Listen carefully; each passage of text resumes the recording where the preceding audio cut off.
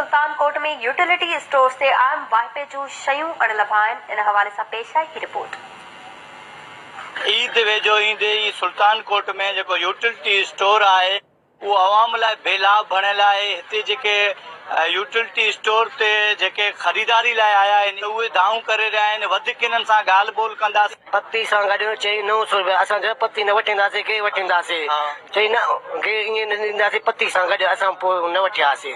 अच्छा, इहो रेट सां उहो घणो पैसो चए थो? 900 रुपया। 900? हा, पत्ती सां गॾु। माना 900 रुपये न हुजे त माना तव्हां कुझु नथा वठो? हा, उन सां न वठी सघंदा आहियूं। अच्छा, हा, पैसा असांजे उछली आहिनि। हिते जेको अचे थो दादागिरी थो करे, चए थो मांखे 10 किलो ॾे, मांखे 20 किलो ॾे, मांखे 10 किलो ॾे। पाण हुनखे ॾींदो त हे आवाम काॾे वेंदो? 170 रुपए भाव किलो मिलियो। खंड 68 रुपए किलो मिलिया भाव। जामे शीरी 230 रुपया बोतल है। अच्छा, ही अटे जो घणे जो? 400 रुपए थैली है भाव या 10 किलन जो। 10 किलन जो? हाँ भाव। घणे जो बिल थियो इहो सॼो? टोटल भाव 1300 रुपया बिल थियो आहे। ते उहो शिकायत आवाम करे रहियो आहे जेको ताक़तवर ऐं मज़लूम जो हक़ खसण वारो आहे। ऐं उहो इहे चई रहिया आहिनि मूंखे त जेको असांखे 20 कार्टून ॾे, 10 कार्टून ॾे। ऐं मां बिल्कुलु कार्टून न ॾींदमि, चाहे कुझु बि करनि। मां 10-15 कार्टून मां न ॾींदमि। 2 किलो 3 किलो ॾींदासीं, वधीक इहे असां न ॾींदासीं। हिते जेके मौजूदु आयल शहरी हुया उन्हनि में कुझु जेके मुतमईन हुया ऐं कुझु माण्हुनि जो इहो इल्ज़ाम हुयो त बिल्कुलु असांखे का शइ नथी मिले।